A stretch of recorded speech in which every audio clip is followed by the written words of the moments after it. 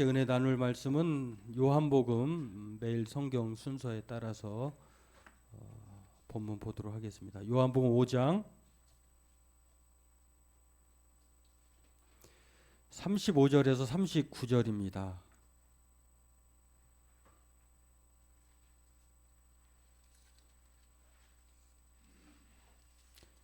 요한복음 5장 35절에서 39절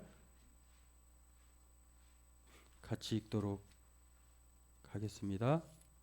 요한은 켜서 비추이는 등불이라 너희가 한때 그 빛에 즐거이 있기를 원하였거니와 내게는 요한의 증거보다 더 큰 증거가 있으니 아버지께서 내게 주사 이루게 하시는 역사 곧 내가 하는 그 역사가 아버지께서 나를 보내신 것을 나를 위하여 증언하는 것이요 또한 나를 보내신 아버지께서 친히 나를 위하여 증언하셨느니라.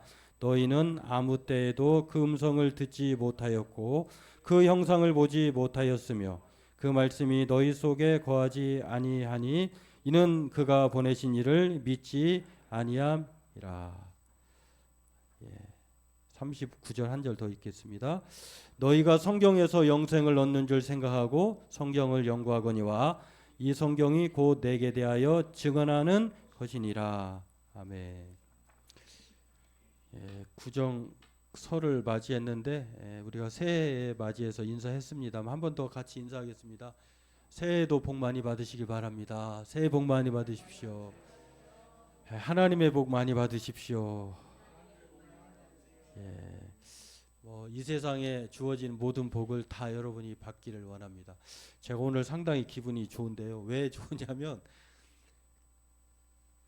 그 방송 설비를 하고 이 하나만 마이크가 나오면 이 소리는 잘 들려요. 설교자의 소리는. 근데 이게 막 그 연주 같이 싱어하면은 소리가 막 버퍼링처럼 나가지고 그 설치해준 분한테 좀 와서 좀 봐달라고 해가지고 했는데 소리가 잘 들려요. 그래서 너무 기분이 좋아요.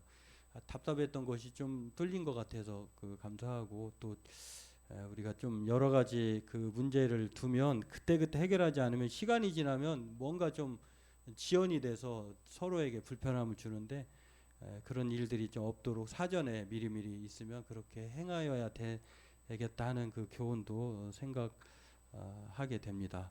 아무튼 이 명절 기간 동안 여러분의 삶 가운데 가정들 만나는 모든 사람들에게 오고 가는 좋은 소식만 있기를 바라고요. 또 하나님께서 그 어려운 순간순간 현장에도 함께 하셔서 그 어려운 가운데에서도 하나님 이끌어 주시고 인도하심을 믿고 끝까지 믿음 안에서 화목한 저와 여러분들 가정 또 우리 신앙이 되었으면 좋겠습니다. 오늘 명절을 앞두고 예수님께서 그 예루살렘에 올라가셨는데요. 그 예루살렘에 올라가셔서 행한 일들이 바로 헤세드 하나님 예수님의 열심인데 지금까지 해왔던 일입니다. 그 열심을 행하시는 일을 통해서 오늘 말씀의 은혜를 나누고자 합니다. 예수님을 믿지 않는 적대자들 여기서는 유대인들이라고 일컬었는데 유대인 다 그런 건 아니에요.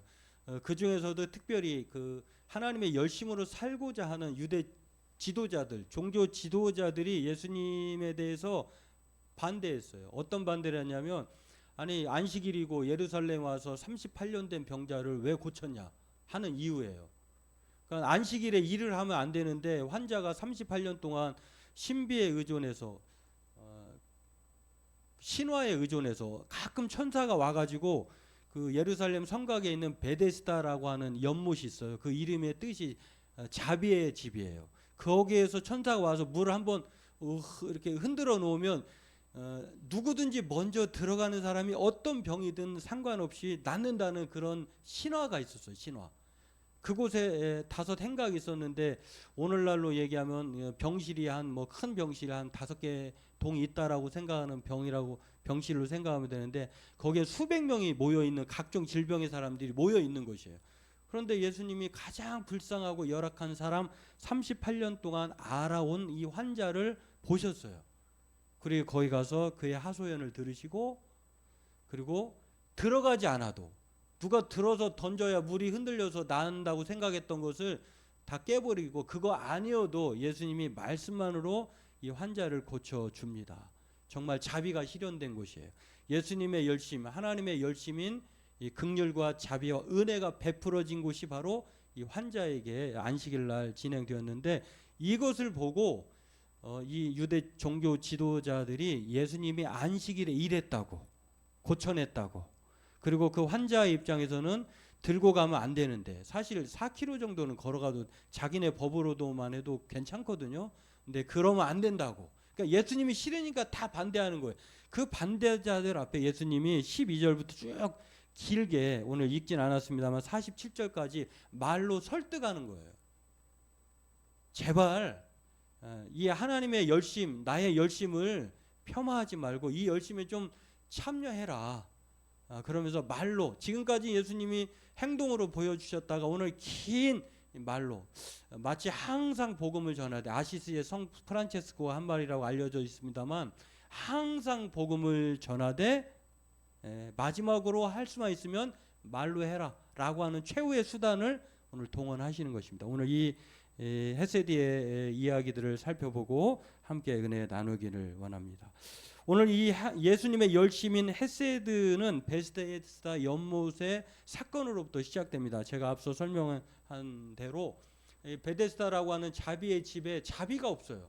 왜냐하면 이 베데스다 이 집, 연못이라고 하는 자비의 집에 누구든지 들어가서 다 낫게 해야 되는데, 딱 한 사람, 먼저 된 사람만 고친다고 하니 이건 자비가 아니죠. 무자비죠. 1등만 가는 그런 현상. 그런데 예수님은 그것에서 가장 수백만 명의 병자들 중에, 우리가 거기 환자들의 모습을 보면 여기에는 그 여러 종류의 사람들이 있었어요. 눈먼 사람, 다리를 저는 사람, 혈기 마른 사람, 이 사람은 요즘으로 얘기하면 중풍병자 같은 사람들인데, 수백 명 중에 자기를 넣어줄 사람이 없는 38년 된 병자를 예수님이 가장 불쌍히 여기신 거예요. 그렇게 38년 된 이 불치병에 가까운 불행한 사람을 예수님은 누워있는 것을 보시고, 또 가가서 내가 너에게 무엇하여 주기를 원하느냐라고 물으시고, 그러니 나는 얼마나 불쌍한지 누가 나에게 저렇게 넣어주는 사람이 없어요 라고 하소연도 들으시고, 그래? 그렇다고 하면 내가 너에게 넣어줘, 이것도 아니에요. 그럴 필요 없도록 즉각 그 말씀으로 고쳐주시는 것이 바로 오늘 본문과 연관되어 있습니다. 이 일에 대해서 반대자들인 이 종교 지도자들, 적재자들은요, 이 예수님의 열심인 헤세드, 긍휼과 자비, 은혜라고 하는 이 헤세드에 대해서 인정하고 싶지 않은 거예요. 다만 이 자기들의 그 뭐라고 그러니까 삶의 터전, 생활 터전이 예루살렘 성전에서 그런 일을 자기들이 해야 되는데, 외부인이 와가지고, 예수님이라고 하는 분이 와가지고 아버지와 자기는 하나다고 얘기하면서 그런 헤세드를 실천하니 못마땅한 거예요. 결국에는 이 사람은 38년 된 질병이 고침받은 사람에 대해서 협박을 합니다. 그 사람이라고 말하지 마라. 그리고 환자뿐만 아니라 예수님을 어떻게든지 안식일에 규범을 범했다고 하는 이 종교 위반법, 또는 하나님과 아버지 자신을 동일시했다고 하는 신성 모독죄로 죽이려고 예수님에 대해서 안달난 사람이에요. 그 사람들을 붙잡고 예수님이, 우리 같으면 상종을 안 하거나 그 사람들에게는 눈에는 눈, 이에는 이로 그렇게 대처할 수 있는데, 예수님은 그러지 않고 헤세드, 이 말씀으로 설득하는 그런 동일하게 지금까지 해왔던 방식대로 자비를 베풀어 주십니다. 그렇습니다. 이 사람들에 대해서 오늘 이 예수님의 자비는 처음이 아니라고 오늘 긴 이야기 속에서 말합니다. 너희들에게 이미 요한이 있었지 않느냐. 요한은 꺼져가는 그런 세력에 대해서 밝혀주는 등불로 너희들에게 보여줬지 않았느냐. 그래도 너희들을 믿지 않았고, 또 두 번째로 자신이 지금까지 요한복음을 보면요, 2장, 3장, 4장, 오늘 5장까지 보면은 예수님께서 한 생명이라도 살리려고 어떻게든지 다가가는 것을, 기적적인 것을 보여줍니다. 2장에서는 니고데모라고 하는 그 가나 혼인 잔치가 벌어져요. 가나 혼인 잔치는 예수님과 상관없는 장소였거든요. 신랑이 또는 연회장이 모든 그 잔치를 베푸는데 이 잔치집에 포도주가 떨어진 거예요. 그러나 예수님이 상관없지만 6항아리의 물을 채워가지고 포도주로, 더 좋은 포도주로 만들어 주신 것이 2장에 나와요. 또 3장에는 니고데모라고 하는 유대인의 지도자인 학자인 사람을 오늘 밤에 찾아왔을 때도 거절하지 않고 그가 궁금해하는 영생에 대해서 설명을 해줍니다. 그리고 4장에서는 인생의 가장 목마름을 갖고 살아가는 한 여인, 남편이 지금까지 5명 있어요. 6번째 남편이에요. 현재는 그 남편도 자기에게 인생의 만족을 주지 못해. 그래서 12시에 남들 다 쉬고 자고 할 때에 그때 물 항아리를 들고 나옵니다. 그 여인을 찾아가서 만나주신 분이 예수님이세요. 얼마나 기뻤는지 예수님 다 그 사람이 기다려오고 또 만나고 싶어하는 메시아가 자신이라는 걸 소개하고 그가 너무 기뻐가지고 물동이도 내동댕이 치고 마을에 들어가서 성경에서 말하는 우리가 만나고자 하는 메시아를 내가 만났다라고 말했던 그런 이야기가 4장에 나와요. 그리고서 오늘 5장의 이야기가 바로 베세스다 자비의 이야기가 펼쳐집니다. 그러니까 예수님의 삶의 모습은요, 이 사람들에게 뭐라고 얘기했냐면 지금까지 하나님의 열심, 또 예수님의 열심인 이 헤세드 자비와 긍휼과 은혜를 여러분은 지금까지 수없이 경험했다라고 말을 해오고 있다는 것이에요. 오늘 세례요한도 예수님이 행하신 일들로, 그리고 성경이 말하는 것도 모두 헤세드에 대한 것이고, 그것을 통해 이들로 하여금 열심을 내게 하는 것을 예수님은 촉구하는 것을 볼 수가 있습니다. 그렇습니다. 오늘 예수님 우리에게 헤세드를 베푸시는데 한 번이 아니라 여러 다양한 모습으로 우리에게 예수님의 열심과 하나님의 열심인 긍휼과 자비와 은혜가 베풀어지고 있다는 거예요. 그것이 때로는 오늘 성경에서 말하고 있는 것처럼 삶의 현장에서 다양한 사람을 통해서, 그리고 가장 분명하고 확실한 성경을 통해서, 물론 이들에게 성경은 구약 성경이겠죠. 성경을 통해서 끊임없이 예수님의 하나님의 열심인 헤세드가 베풀어지고 있다라고 하는 것입니다. 그래서 오늘 예수님은 이 헤세드를 이들에게 반대하는 사람들에게, 저와 여러분들이 이제 누구 명절을 맞이해서 다양한 분들을 만날 것입니다. 거기는 신앙인도 있고 비신앙인도 있고 또 호의적인 사람도 있고 반대자는 사람도 있을 텐데, 그러나 오늘 이 예수님의 행동이 중요한 것은 그럼에도 불구하고 예수님은 반대자들에 대해서 끊임없이 헤세드, 자비와 긍휼과 은혜를 베푸시고 있다라고 하는 것입니다. 성경에서 이 헤세드라고 하는 말이 나올 때에 이렇게 반드시 또는 자주 자동적으로 따라오는 단어가 있어요. 그 단어가 은혜와 긍휼이에요. 헤세드라고 하는 말에 은혜와 긍휼이 포함된 말인데, 은혜라고 하는 이 히브리어 단어의 뜻을 보면 과분한 호의를 말해요. 그러니까 은혜를 받았다라고 하는 말은 내가 그런 자격이 안 되는데 그에 넘치도록 베풀어진다는 거예요. 호의가. 은혜는 그래서 한운이라고 하는 히브리어의 그런 뜻을 가졌고요. 또 긍휼이라고 하는 라움이라고 하는 뜻, 지난번에 제가 언제 한번 말씀드렸던 것 같은데, 라움이라고 하는 단어는 라햄이라고 하는 우리 그 여성의 그 자궁이라고 하는 단어에서부터 나온 비롯된 단어예요. 그러니까 어머니가 아이를 가졌을 때에 그 아이에 대해서 얼마나 보살피고 애정을 갖고 사랑하고 또 그렇게 행동하겠습니까? 그래서 강렬한 사랑과 또 불쌍히 여기는 마음이 바로 라움이라고 하는 단어예요. 그러니까 헤세드라고 하는 단어의 뜻은 과분하게 호의를 받거나 또는 가장 불쌍히 여김을 받는 강렬한 사랑을 받는다라고 하는 뜻이에요. 이것을 누가 행하고 계시냐? 바로 예수님이 행하셨고, 그 일을 그들이 믿고 있는 유대인의 아버지라고 했고 성부 하나님이 행하신 일인데 이것을 오늘 행하시고 있다라고 하는 것입니다. 오늘 성경은 예수님의 열심을 받은 사람이 또한 또 다른 열심을 가질 것을 얘기를 해요. 단지 예수님이 말로 그래 내가 하나님이 그렇고 너희들이 이러한 헤세드의 사랑을 받았는데 그것을 알아라 라고 말하는 것이 아니라, 그 사랑을 받았다고 하면 예수님처럼 그 사랑 가운데 헤세드의 열심으로 살 것을 말하고 있다는 것입니다. 왜냐하면 이 헤세드의 열심, 예수님의 열심으로 말미암아 새 생명이 탄생되기 때문에 그래요. 또 하나는 이것이 하나님의 뜻이기 때문에 그래요. 우리가 헤세드의 실천은 이 열심을 가져야 하는 이유는 그 열심을 통해서 새 생명이 탄생되고 또한 하나님의 뜻 가운데에 살아가기 때문이다라고 하는 것입니다. 그래서 이 사랑을 받았던 이 베드로와 그 사도 바울은요 뭐라고 얘기하냐면, 갈라디아서 4장 19절에 보면은 자기가 성도들에게 해산하는 수고를 한다라고 하는 말을 해요. 그러니까 뭐 헤세드는 그냥 되는 것이 아니라 수고해야 돼요. 해산의 수고, 진통의 고통이 말할 수 없어요. 이런 수고를 해야 된다라고 하는 것입니다. 베드로전서 3장 8절에도 쭉 이하에 보면은 베드로는 누구보다도 헤세드를 경험한 사람이 베드로잖아요.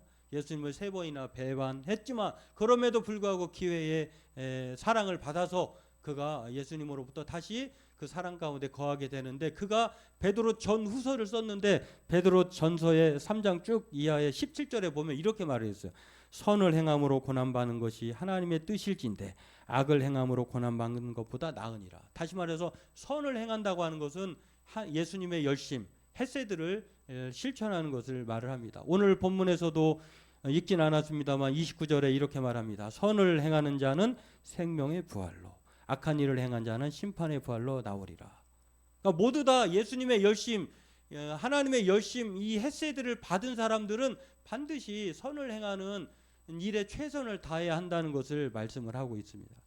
2명의 의사가 있습니다. 이분을 보면 정말 오늘 예수님께서 보여주시는 또 우리가 행하여야 할 헤세드의 본을 보는 것 같아요. 한 사람은 최진석 장로님이신데 의사이고 장로님이세요. 그리고 두 딸의 아빠이기도 한데 첫째 딸의 이름이 보인이에요. 보인. 이름을 참 예쁘게 잘 졌는데 저분이 이제 그 최진석 장로님인데, 보인이라고 하는 이름의 뜻이 천국을 보여주는 사람이 되라, 바라보는 사람이 되라, 이런 뜻이에요. 보여주는 사람 또는 천국을 바라보는 사람, 두 가지 뜻이 있다고 그래요. 근데 그 두 딸이 이 최진석 장로님이 17년 동안 두 딸에게 매일 업무 전에 성경을 보면서 묵상하면서 편지를 쓴 거예요. 그거를 문자로 날리거나 또 이제 모아가지고 편지를 전해주거나, 이거를 17년 동안 해왔다고 하는 것이. 근데 이분이 이제 그 이야기들을 묶어가지고 책을 썼어요. 책을 써가지고 그렇게 이제 소개를 하는데, 왜 이 그 메시지를 보내게 됐느냐라고 말할 때에 이분이 어느 날 사사기 18장 30절을 보면서 모세의 손자 요나단이 나오는데, 그 요나단이 모세의 손자면은 유대인들이 볼 때는 엄청난 위대한 사람이잖아요. 그 후손이잖아요. 근데 요나단 이 손자로 말미암아 무슨 일이 생겼냐면 한 지파가 타락하게 되는 원인자가 돼요. 아, 그렇게 뛰어난 모세의 집안의 한 손자의 잘못으로 한 지파가 완전히 타락할 수도 있구나라고 하는 것을 생각을 하면서, 그렇다고 하면 모세나 모세의 그의 자녀들이 하나님에 대해서 잘못 가르쳤나라고 하는 생각을 이분이 이 말씀을 통해서 묵상을 하고 자녀들에게 내용을 소개하는 것입니다. 너희가 오직 성경의 인생을 살기를 바라기 때문에 내가 오늘 이 메시지를 보낸다.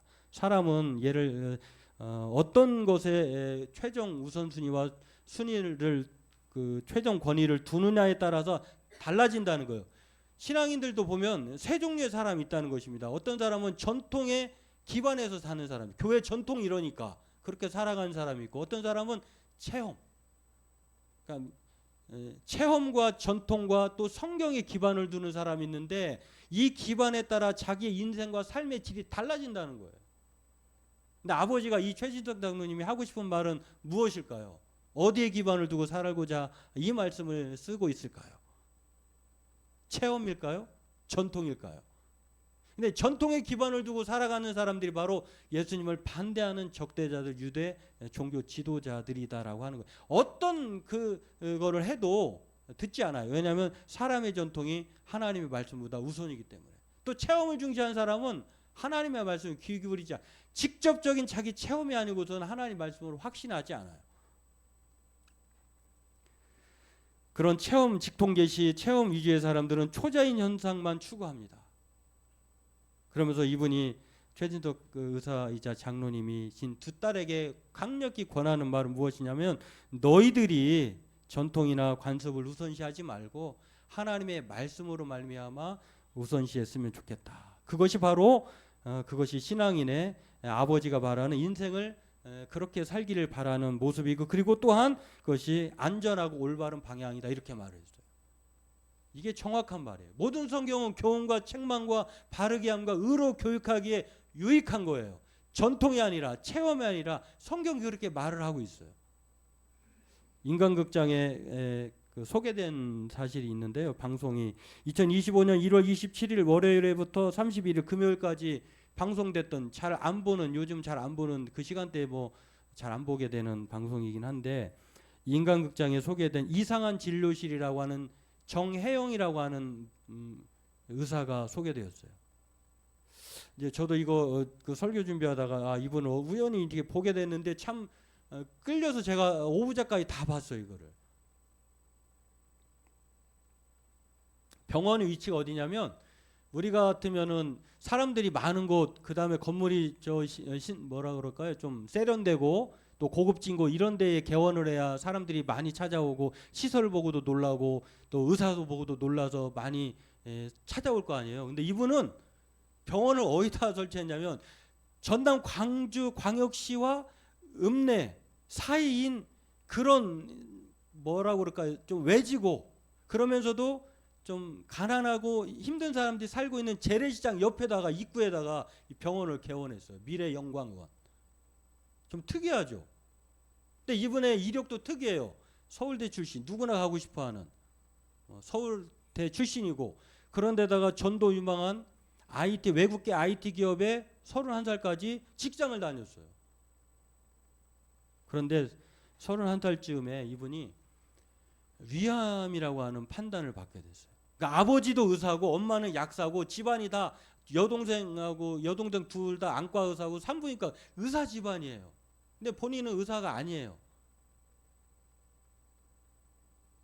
위를 3분의 1을 절개를 했어요. 그러면서 이분이 그때 자기가 수술대에 올라 있을 때 이런 생각을 했다고 해요. 내가 이 세상에 왔다 가는 이유가 뭘까? 이 생각을 해보니까 자기 가족도 친척도 위로가 되지 않았다는 거예요. 그러면 내가 가야 할 곳이, 내가 해야 할 것이 무엇인가를 생각하면서 자기가 필요한 사람들이 있는 곳으로 가자 해서 그것이 병원이라고 하는 것을 생각을 했다고 해요. 그래서 그때부터 늦깎이에 전남대학교 의대에 진학을 합니다. 이게 참 놀라운 일이에요. 9년 동안 공부해가지고 의사가 돼가지고 바로 개원을 했어요. 미래영광의원에. 이 병원의 특이한 점은 한두 가지가 아닙니다. 이분은 의사 가운을 입지 않아요. 왜 가운을 안 입느냐라고 방송에서 보니까, 어떤 환자가 와가지고 의사 선생님한테 갔는데 자기 아픈 거 이것저것 얘기하는데 의사가 너무 무서워서 말도 못하고 나왔다는 거예요. 가운을 보면서 위압감이 들었다는 거예요. 가운을 벗어 제꼈어요. 또 하나는 무엇이냐면, 이분은 호칭을 바꿉니다. 다음 환자 오세요. 누구 환자? 이렇게 이런 이 정형화된 의사 병원이 아니라 누구든지 오면은 나이가 많으면 뭐 여자분이면 엄마도 되고 이모도 되고, 나이가 적으면 남자분은 삼촌, 아버지 다 이렇게 부르는, 거기는 병원의 환자들이 다 엄마고 아버지, 의사고 이모고 다 그렇게 불러요. 권위가 다 사라졌어요. 또 하나의 특이한 점은 병원의 분위기가, 여기는 병원이 아니라 마치 사랑방이에요. 사랑방. 그리고 환자가 열쇠를 가지고 다니면서, 여기 이 병원이 7시에 개원, 병원 시장 입구니까 그 아픈 분들이 얼마나 오고 가고 하게, 아침에 환자들이 자기가 이 병원에 키를 가지고 다니면 자기가 먼저 온 사람이 열고 들어가. 그리고 다 밥도 해놓고 또 다 의료 장비 뭐 수건 개놓고 다 켜놓고 선생님 올 때까지 있다가 선생님 오면은 같이 밥 먹고 그때 진료를 시작하는, 야, 이런 병원이 있을까 할 정도. 이분이 후배들에게 남긴 말이 있어요. 뭐라고 하냐면, 다음 그림에 보면 화려한 의사보다 즐거운 의사가 되었으면 좋겠다. 이분이 이 위암이라고 하는 그 햇새들을 경험하지 않았다고 하면 이분이 대단히 까칠했던 분이래요. 자기도 처음에는 그런 병원을 처음부터 하진 않았대요. 그러니까 얼마나 그 머리가 똑똑하고 또 그 자기가 잘났다고 하는 이 자존심 하나로 살았던 분이겠습니까? 그런데 그 과정을 경험하고 나서 처음에는 그렇게 병원을 안 했대요. 했더니 사람들이 다가오질 않더래요. 그리고 이 자기가 아파 보니 환자의 마음 알겠다는 거예요. 그렇습니다. 이 의사 최진석 장로님과 정혜영 의사를 보면서 예수님의 헤세드, 열심을 알게 됩니다. 이분들이야말로 그렇게 살아가고 있는 분이 아닌가.